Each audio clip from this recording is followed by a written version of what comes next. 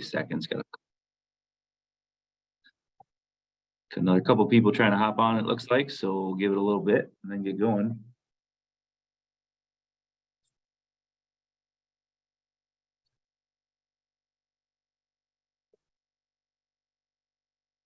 There we go.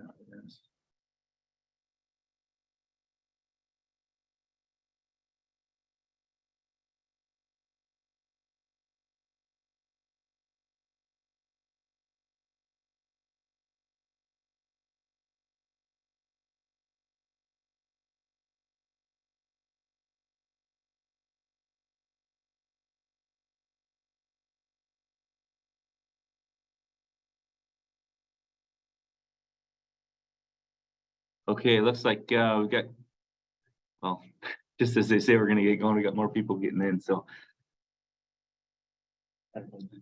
better late than never. There we go. Get them in.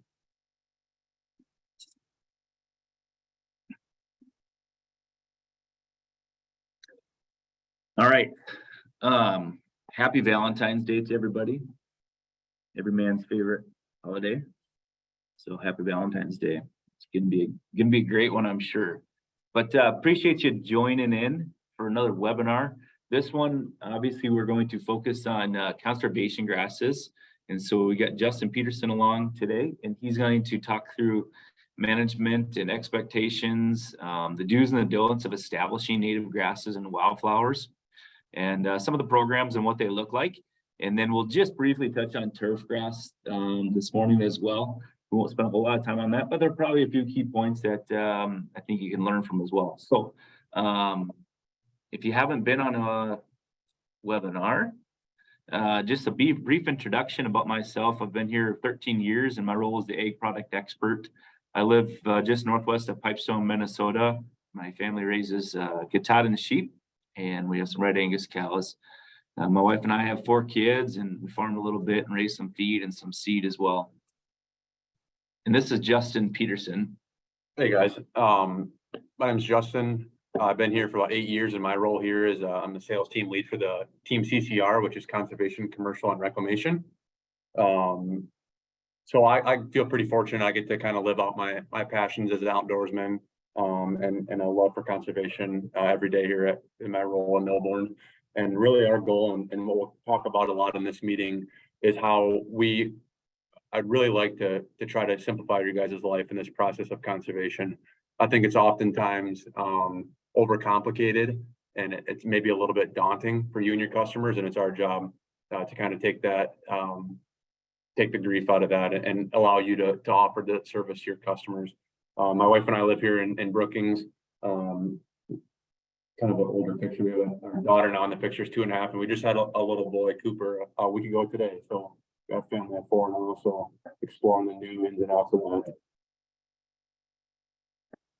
So here in Brookings, we do have a fairly large facility. It's up to 85,000 square feet now, and so it's all climate controlled. And we actually have a freezer now that's been put in the last couple of years for some of our native species as well to hold the germ on that. And so that's really enabled us to make sure that we have inventory on the floor all the time. It helps us plan a little bit better. It helps us mix ahead of time and be ready for when our customers need the seed. We can get it out to them as soon as possible. We also have a location out in Black Hawk, South Dakota, which is right near Rapid City, as well as North Sioux City, Iowa. And so between the 3 of our locations, we think we've got a pretty good reach in the upper Midwest. We're up to 57 full-time people now and growing. And that team is built of really smart, capable people that want to get things done and work hard for you. And so as we continue to grow, that's going to be the focus, hiring good people that want to get things done and make things happen. So we've been around since 1987, and through those years, this growth throughout the upper Midwest has been possible because of the diversity that we carry all the time. And that's really the thing that we like to promote the most through our resellers is we will make sure that we have it for you. So when you get an oddball request from your customers, you can be certain that you can come to Millborn and make sure that we have the products, the mixes, the blends that you have. We'll focus on conservation and turf throughout this webinar. But like we've had in the past, we've talked about alfalfa, perennial forages. We've talked about, what did we talk about? Alfalfa, cool season grasses, and then we're going to continue to talk about cover crops and all those options as well. So our reach continues to expand, and that also is capable because of our logistics capabilities. And we've got an in-house logistics team that's shipping full loads throughout the country, as well as lots of LTL, utilizing lots of LTL companies to get that reach all over the country. So Justin's going to hit on the conservation mixes, talk a little bit about what it looks like at different states, because that's relevant. There's people on this webinar throughout the entire country, actually, and what they may look like in each state, as well as in stock ones. Want to take it from here? Yeah. So like Justin said, we'll go through a few of these things, and with the diversity of people across different geographies, like we'll use some examples. Just know that this is, we can adapt that to your location too. So just because you don't see your state or location on here, we're able to service anywhere you guys are. So this is like kind of just a snapshot of the year and how we would prefer to work things through. So, and we'll talk a little bit later, there's kind of two primary different seeding windows. There's a spring seeding window and a dormant seeding window in the fall. So we try to lay it out so we're not, conservation in general is oftentimes afterthought for your customers and even ours. So the more we can pull that out and be more proactive versus reactive, it just allows us to be to get you the product when you need it in a timely manner. And it kind of prevents, it's already a short window, like in the spring, especially the last couple of springs with the weather we've been having, it's a short seeding window. If we can get at least have things in the hopper, knowing what are coming down the pipe, that helps. So if you look here, we're kind of in that number 2 of the green, in the middle of February here, starting to look at plans, get things on pre-order, pick through the different mixes and make recommendations so that we can have them teed up, and then you can just trigger those for delivery anytime leading up to the planting season. Both of them too will have like a primary planting window. In the spring, it's going to be, again, it's going to vary in geography, but from probably the busy time is March 1st to June 15th, probably in the upper Midwest. And then the fall, it's going to be like November 1st through freeze up. So that's going to be your busy time, your customer's busy time in the field planting. And then we want to make sure we do a good job of following up with them after that, after the spring and dormant seeding, and identify management tools and tactics to keep ahead of these native seedings. So here's like just an overview of all the different the states that we offer both standardized, we'll call them stock mixes that we developed, as long as like the states that are more heavily customized. So, what are 6-7 states there in the Midwest that we are allowed, or we can design standard mixes to meet and exceed these specifications. Makes it a little bit easier for us to control availability of species, to put mixes together that we know are going to work on the landscape based on soil conditions. And then it allows us to be a little bit more reactive and get things, we can have things on the shelf. So when you guys send in mixes, we can kind of plug in our standard mix that we developed and get them out the door. Now, obviously, not all mixes are going to fall into these stock type mixes. And we really specialize, and we feel we're the best in the industry in being able to custom mix things. And that's always going to be a big part of what we do. I don't know what the percentage is. It's definitely more custom than stock mixes in the conservation world. The list of states on the right there that are pretty much mandatory custom, but there's certainly times in the standard states that we will make mixes per field, per landowner. Because at the end of the day, it's your customer's program, it's their land, and we're more than happy to customize those for them.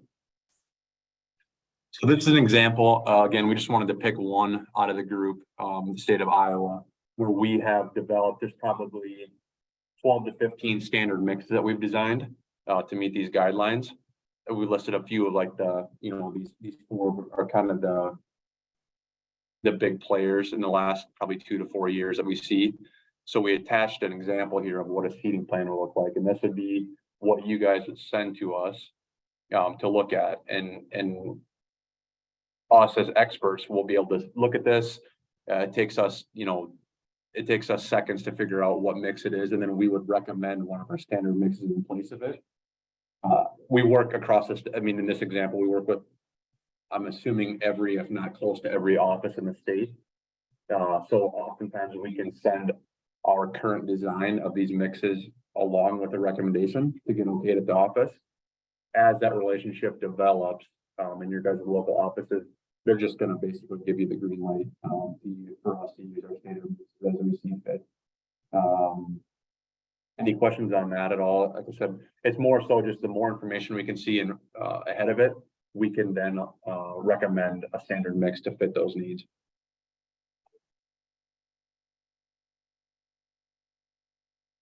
So C tags, and this is a one to, especially for like newer folks or ones that haven't done a lot of conservation work.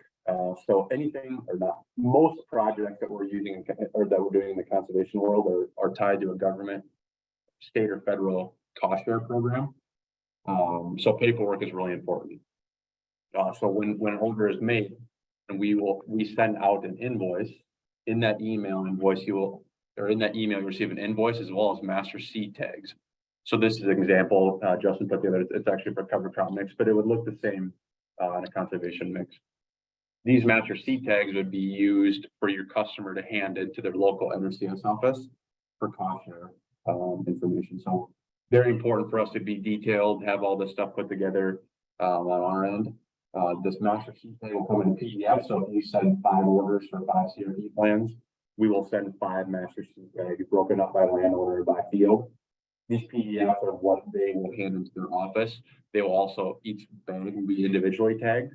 It cuts back on a little bit of, they don't need to keep track of the physical bags in the field.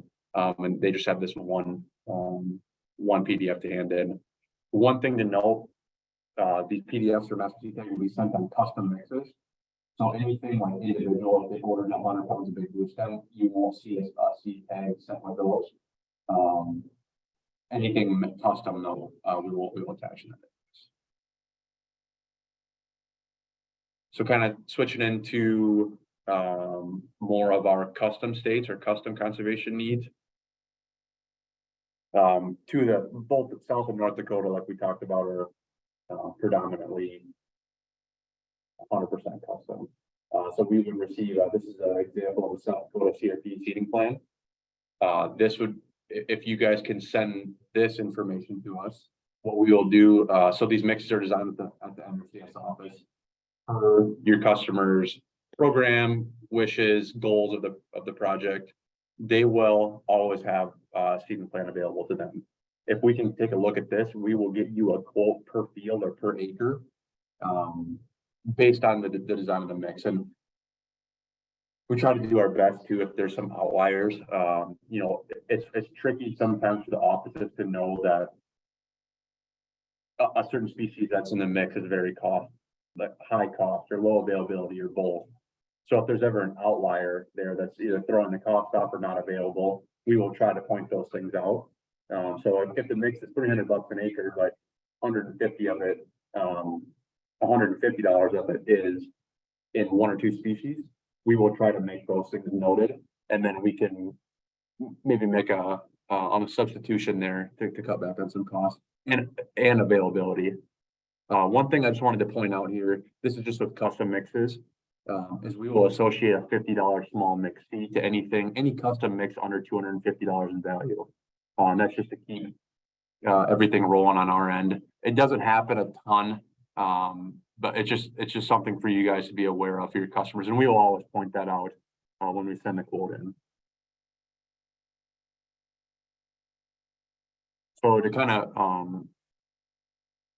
to regroup with all these different seed plan stuff. So the more information you can get from your customer, the better, and the more you can send us in the beginning, the better.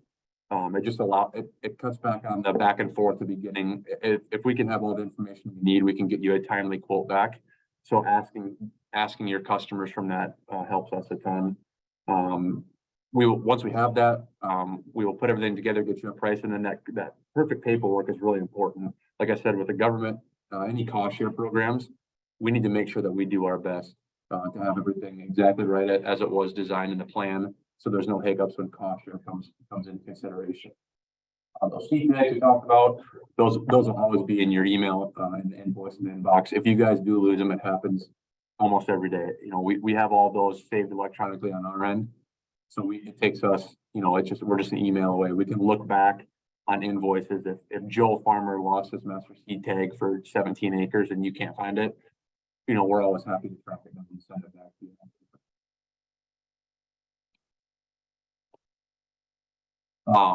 So that kind of covers that. Wanted to get into just some talking points on how to get these native type stands established.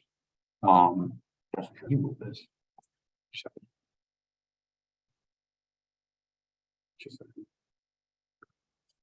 So I think the high level message is natives it's a long game. I think people are so accustomed to planting, and I think especially in some of your guys' worlds, you know, whether it's corn or beans or wheat or some of these annuals where it's more of an instant gratification. These natives are a little bit different animal, and they need a little bit of time to get to that end goal. So a couple of these things we wanted to outline is trying to keep it again as simple as possible. Is 5-step establishment guide. So number one is obviously selecting the mixes, and I think we've probably covered that up to this point. We can make recommendations, whether it's customer recommending a stock mix in place of that. And then once we get that going and all the paperwork done, once you're in the field, it's really important that your customers spend the time necessary to get the seed bed prepared. It's one of those, you kind of get out what you put in, and especially with these natives, they're so finicky and they're such a small seed that you really have to have a firm, clean, level seed bed. If they put in the effort that they do to plant alfalfa or corn or beans, you know, I think it would be a lot of this, again, falls into it's an afterthought. And if the site isn't prepared as well as it should be, it can really kind of drag on it and be a pain in the butt here for a couple of years. So getting that really level, really firm.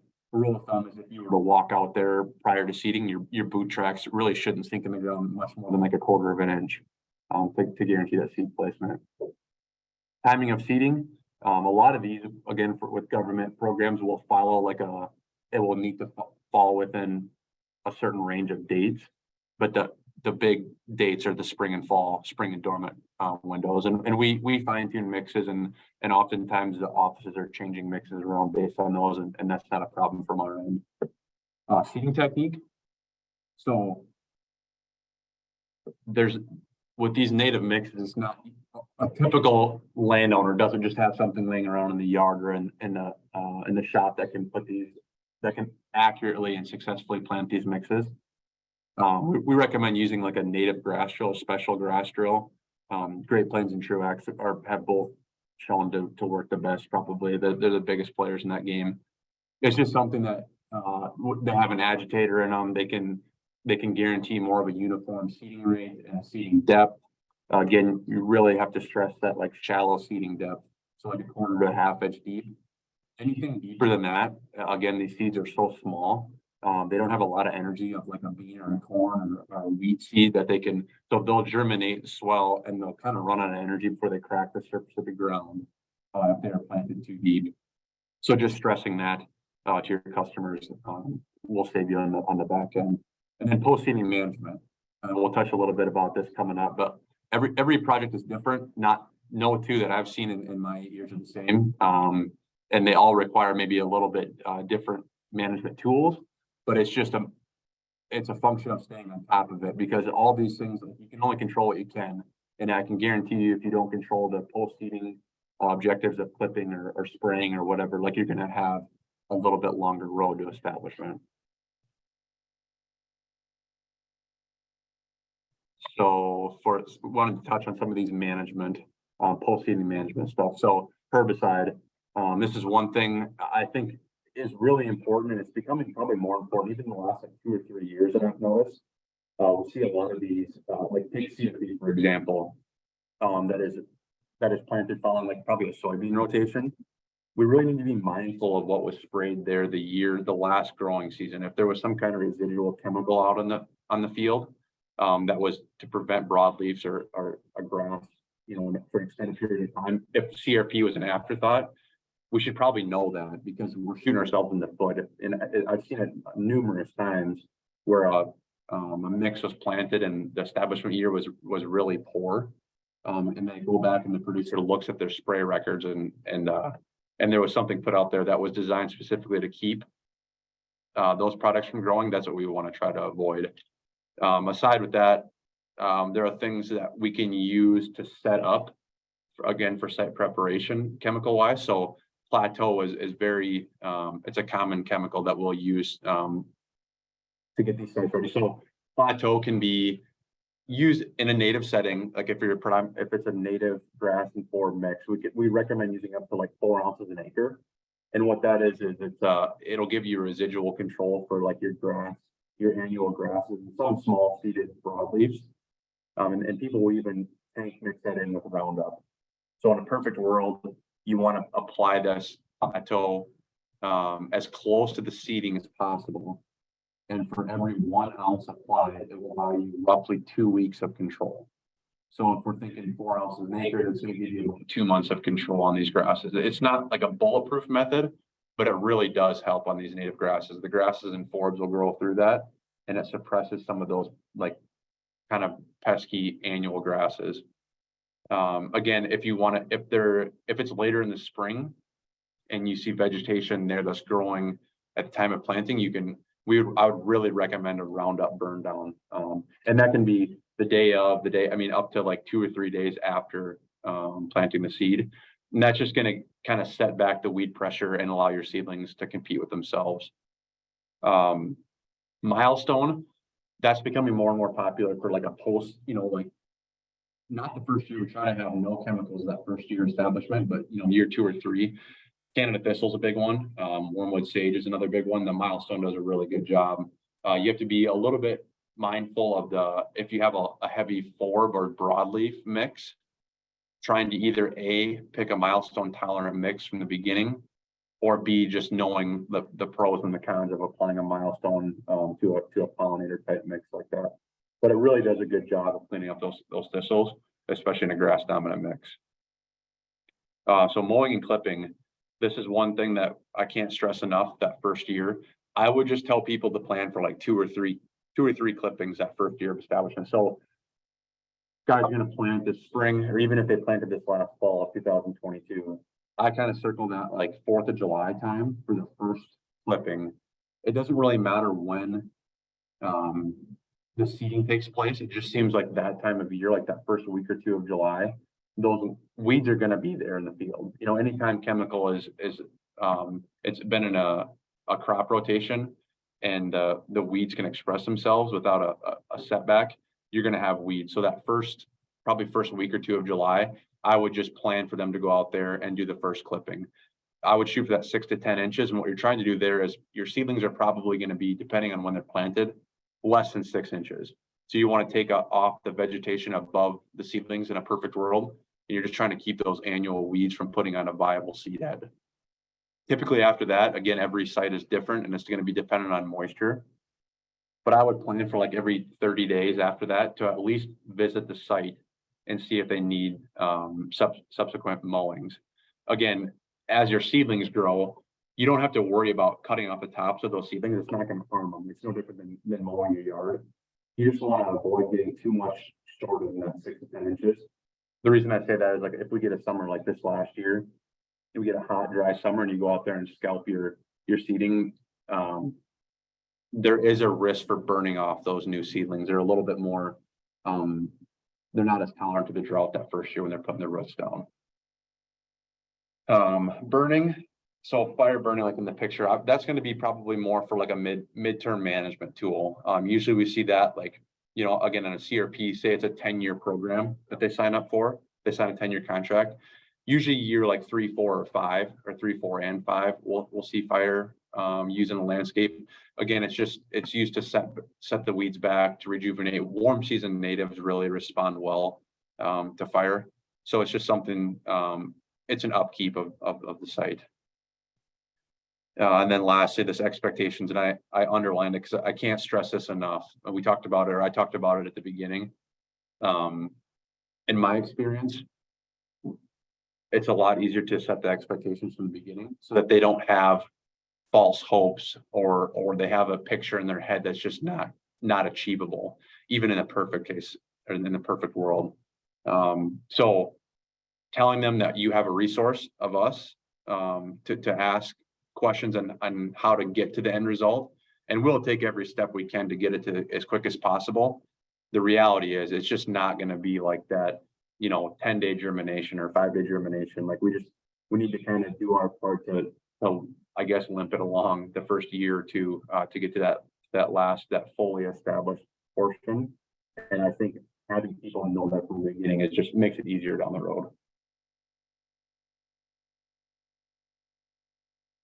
So here we wanted to show a couple examples, I guess, of how it can look. So the top, this is I think it was in Dual County a couple years ago. So you can see not much to look at, especially to the untrained eye. That top picture is that first growing season. It was planted in May. This is like in late July, I want to say. And I can see like the rows going, away from the picture of the grasses. So, we can go out there and look at a picture or go in the field, and there's no reason for concern. It doesn't look very pretty. And then you can see 5 months post planting. That's an example of like, probably should have had another clipping. And then you can see some of the ragweed and stuff from the first picture to the second picture had matured. The producer did actually go out there and clip this off. I think it was that right of this picture, obviously, and I think he did it again that year in the next spring. But the bottom picture, you can see once you can get those annual weeds set back, the understory of native grasses and flowers can really express itself. And they were there all along. It took a little bit of time for them to get to that mature. This is a really good, the second growing season. If we could get a stand like this every time in the second year, it would be a win. We're just kind of showing that progression through the years. And I think, yeah, this would be another example. A couple things. So like that top one, the 2 weeks post planting, again, like late May, here around, that was in western Minnesota, I think. But you can see it's a very level, really firm site. So the seed was planted perfectly. The guy went out there, and it was corn stalks the year before. So I think he rolled it down, firmed it up a little bit so we can get that shallow seeding depth. 6 weeks post planting there, you can tell right away there's a lot less broadleaf pressure in this one from the previous picture. There again, no two sites are the same. Any kind of broadleaf, again, like I just know from being at the site and just looking at the picture, looking at enough of these, the broadleaf pressure in that 6 weeks post planting picture actually is what we want to see. It's a form. This is a pollinator planting, and it shows that second growing season. So a lot of those are actually desirable species. He still clipped it. I think this producer clipped it 3 times that first year because there's essentially no chemical post-emergent options. So he really wanted to keep those weeds at bay the first year. And the second year was some really nice, virtually weed-free pollinator planting. And I think due to both the preparation work and then the post-management clipping that this producer did.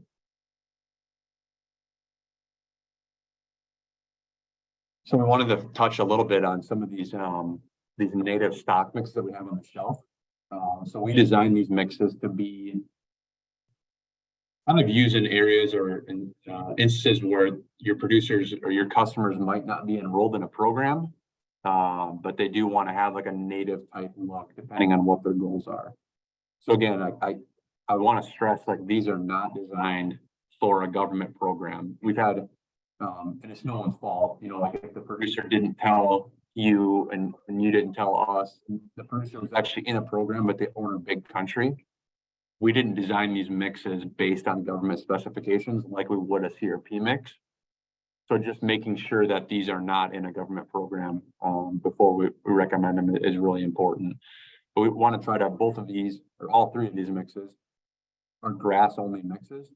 Oftentimes used, I would say, like in probably like a 40 acre and less setting around acreages or new homes out in the country.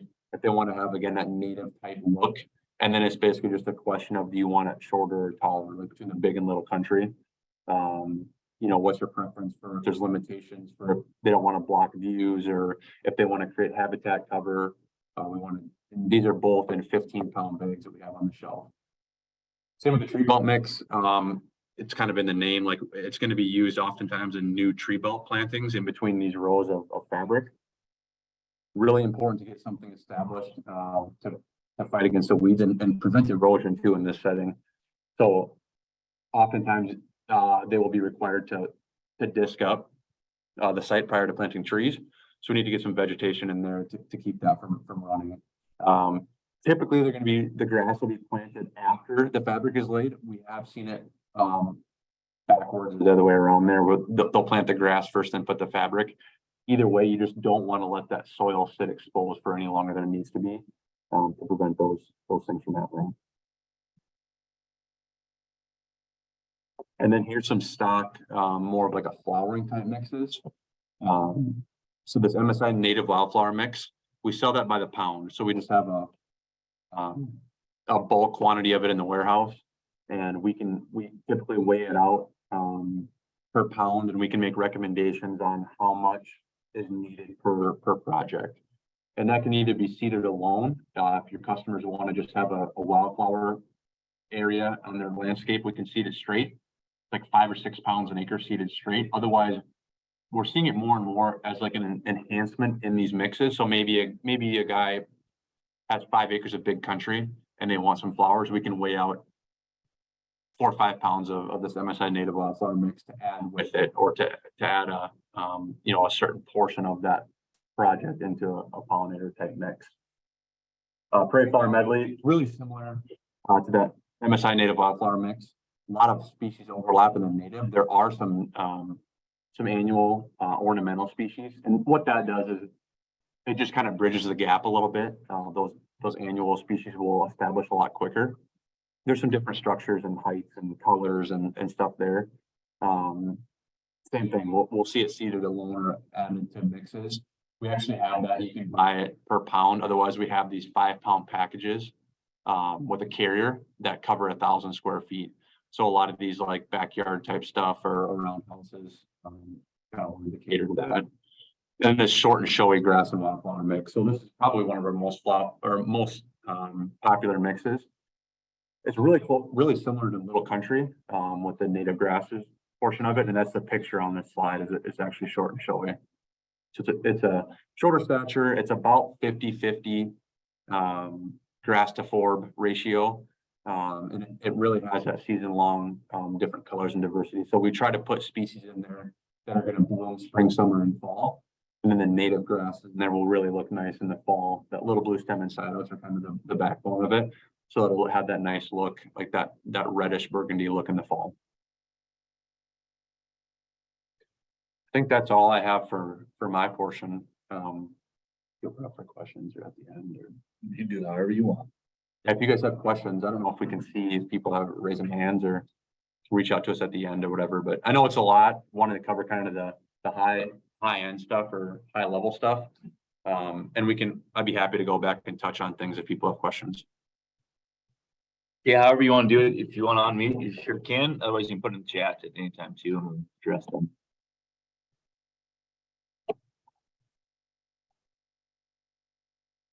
All right, so we'll, like I mentioned earlier, we're going to briefly touch on some turf stuff.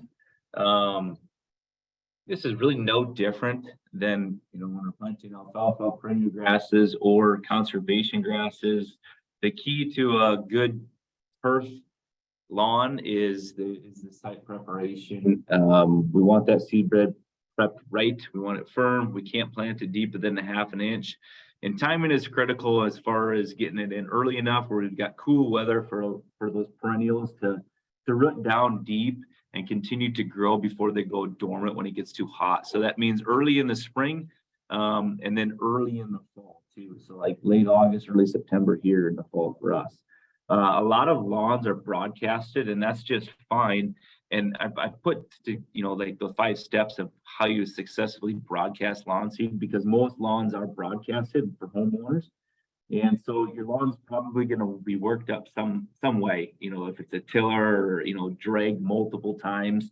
After that's done, then we probably want to pack that, some sort of roller that we can come behind with, lawn tractor implement, get it firmed up. Well, then we're going to broadcast the seed after we have that site firmed up, and then we would drag it back in. And I've seen every sort of drag be used for this, whether it's a pallet, you know, a livestock panel, an actual drag.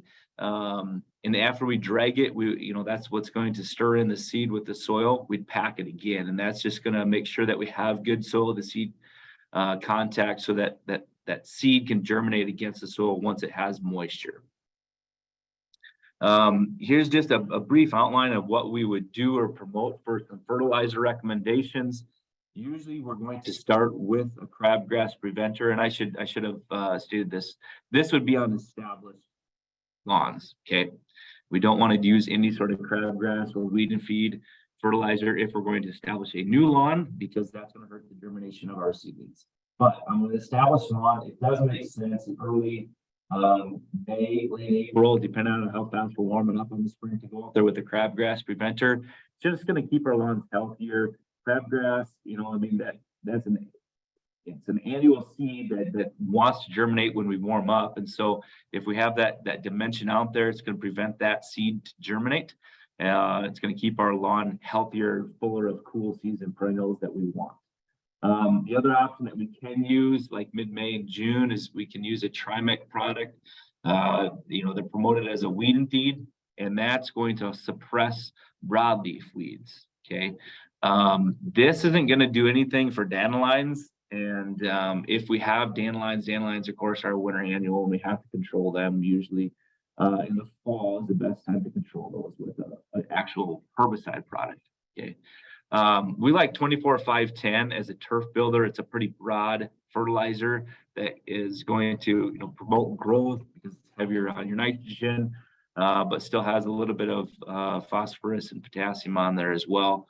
And then in the wintertime, no different than in our starter, we'll use just a broad 13-13-13 recommendation for a lawn fertilizer. And that's, you know, like I said, it's a very broad recommendation for fertilizer to get things going as a starter or keep things healthy as it's going into winter. Yeah, that 13-13-13, as Justin just said, that's what we would recommend as a starter before we plant the seed, just to get things sparked right and started correctly for that new seedlings. I wanted to go over just slightly what are the turf species being used in a lot of the mixes and highlight some of them. Obviously, in the upper Midwest, Kentucky bluegrass is our most popular one. It's going to be a cool season, really aggressive, rhizomatous, sod-forming grass. There's been the most advancements as far as genetics of bluegrasses, and so you know, we can formulate mixes that have higher end, darker, deeper green bluegrasses. We have genetics that have slightly wider blades with different genetics, but definitely the more bluegrasses you have, generally the more maintenance that lawn is too. Okay. And that can be a good thing for folks that really want to strive for a high-end lawn that's going to irrigate it, they're going to fertilize it, they're going to core aerate it. We want to mix with high-end Kentucky bluegrasses. The fescues, especially creeping red fescue, this is going to be one that's in a lot of our stock blends, but it's definitely more shade tolerant. It's still a fine bladed, decent looking turf grass. The perennial ryegrasses, these are ones that are extremely fast to establish. And so they're going to get going. We like perennial ryegrass over annual ryegrass in a lot of our turf mixes. But it's still ryegrass, so it's going to be more prone to winter kill, winter injury. So you'll see those fade over time, especially in the upper Midwest. Turf type tall fescues have become more popular because of their drought heat tolerance. They're going to sit up in a bunch more so than what the bluegrass does, and it's going to have a slightly wider blade to the leaf. But they're dark green, and in the summer months when the bluegrasses go dormant, tall fescue stays green, and it looks really nice, you know, in July through August. The chewings and the hards and the sheep's fescue, these are all fairly similar. We'll use these in the shade mixes that we have. They're going to be really low maintenance. They all three have a bit of a more wispy appearance to them, I would say. They don't have that sharp pointed leaf like bluegrass or ryegrass does. But if you're looking for more of an alternative lawn, or you have lots of trees in your lawn, you should probably look at having all three of those in a mix. And then we will use crested wheatgrass, especially when we move into central and western South Dakota. There are turf varieties bred into crested wheatgrass that are, going to be shorter statured than the forage varieties of crested wheatgrass. They can tolerate closer mowings, but they're still going to have a slightly rougher look to them. But if it's extremely dry, really rough soils, crested wheatgrass should probably be used in those environments. So just to highlight our most popular blends, what they look like. If you've got the guy that is going to be extremely particular on his lawn, GK Elite is one that has, I think it's 90% Kentucky bluegrass, and we throw the best genetics of those bluegrasses in there. GK Elite is where we should place this one. If it should be irrigated though, and it should be fertilized to make sure that those bluegrasses are expressing themselves to the best of their ability. A notch down from that would be our Quality Sun and Shade, and this would be our most popular blend that we use on irrigated lands or on irrigated lawns.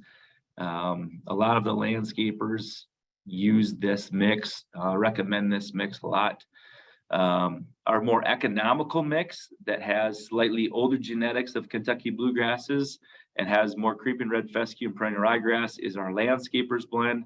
So if you've got somebody who's out on an acreage, it's a larger project. It doesn't have to be quite as they're not quite as particular on their lawn.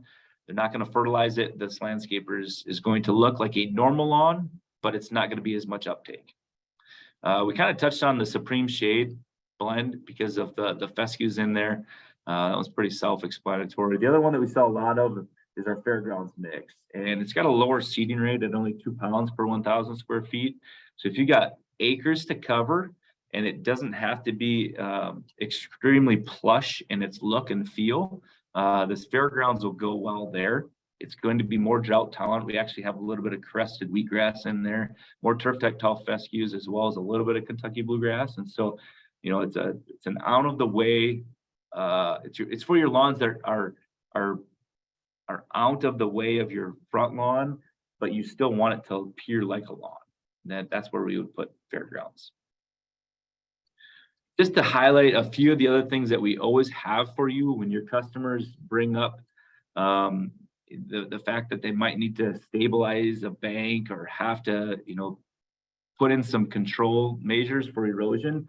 We do handle everything, and we've got an on-site commercial project specialist, John Healy, who knows the ins and the outs of these very, very well.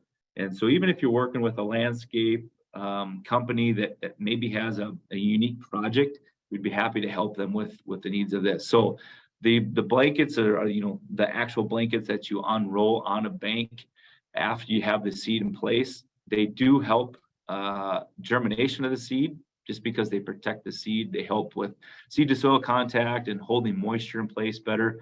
But then obviously they're holding that bank down from water or wind erosion. We also carry the hydro mulch. So if you've got installers, landscapers that have a slurry seeder or hydro mulch machine, we've got the bales that would be used for this when they mix it with the seed. And then, of course, we'd have the stakes and the staples to use on those blankets or the sediment logs. Silt fence is like the wide, the fence that would stabilize the perimeter to keep that in control. If you have a big gully washer in place, some of those sites would have a spec that would need silt fence, and we could certainly handle that need. So that, like I said, we just wanted to briefly touch on that. We've got one more webinar scheduled. We'll slow down here just a little bit as we start to get busy with March and April spring rush. We'll have this one in May, and then we'll start to schedule some in June and July as well with more cover crops and health stuff. My email is justinf@millboringseeds.com. Certainly, if you have questions that you don't want to ask on here, reach out to me. And then Justin Peterson's is up there as well, jpeterson@millboringseeds.com. And then just a plug for the podcast that we like to promote is Roots and Ruminants. Feel free to hop on that podcast and be entertained by